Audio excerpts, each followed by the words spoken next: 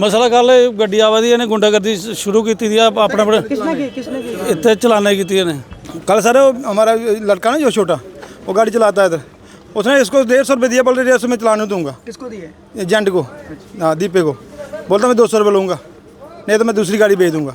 इसने दूसरी गाड़ी भेज दी, हक खत्म कर दिया।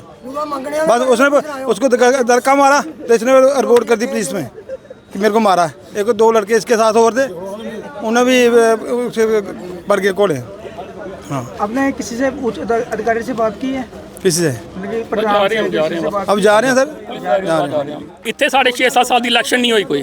ਇੱਕ ਬੰਦਾ ਡਿਕਟੇਟਰਸ਼ਿਪ ਕਰਾਉਂਦਾ ਇੱਥੇ, ਇੱਕ ਬੰਦਾ ਡਿਕਟੇਟਰਸ਼ਿਪ ਕਰਾਉਂਦਾ ਇੱਥੇ, ਇੱਕ ਬੰਦਾ ਡਿਕਟੇਟਰਸ਼ਿਪ ਕਰਾਉਂਦਾ ਇੱਥੇ। ਮਤਲਬ ਕਿ ਕੋਈ ਇੱਥੇ ਕੋਈ ਯੂਨੀਅਨ ਨਹੀਂ, ਕੋਈ ਕੁਛ ਨਹੀਂ, ਆਪਣੀ ਮਨਮਰਜ਼ੀ ਹੋ ਆਦੀ ਹੈ।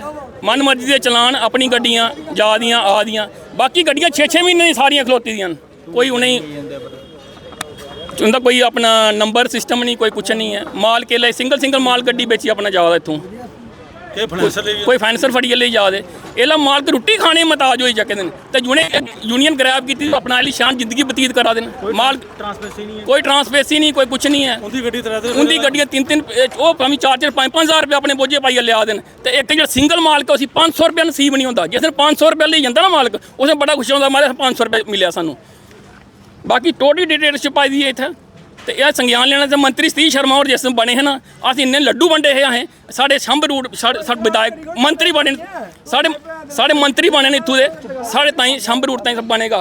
लेकिन मंत्री साहब की हाथ जोड़िए गुजारिश करने हैं साढ़े शंभ रूट के बारे सोचा जाए।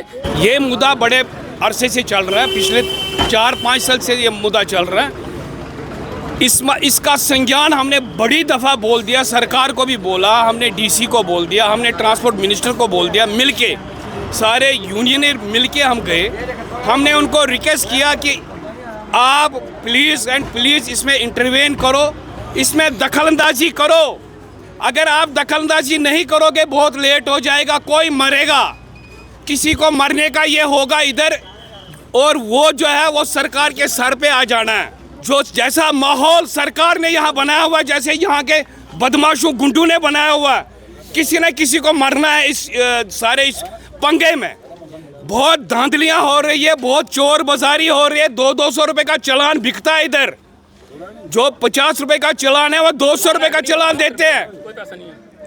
बहुत पैसा जमा करके ये जमा करवाते हैं, पैसा अंदर करते हैं जमा, अपना बोझा जमा करते हैं, पैसा जमा करते हैं अपने लिए।